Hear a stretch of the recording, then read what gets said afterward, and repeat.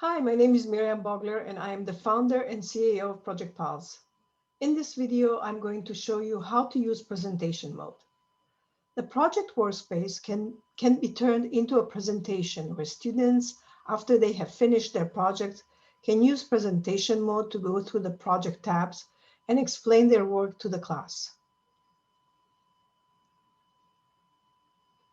When using presentation mode, the workspace turns into a series of slides that students can navigate through using arrows.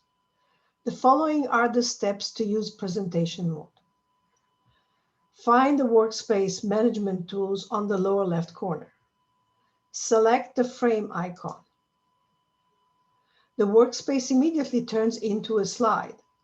On the top left corner, you will see a forward arrow and a backward arrow.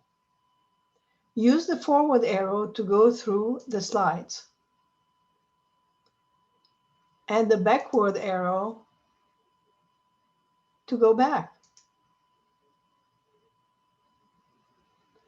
Use the X icon to exit out of presentation mode. Thank you, and I hope that this helped you understand how to use presentation mode.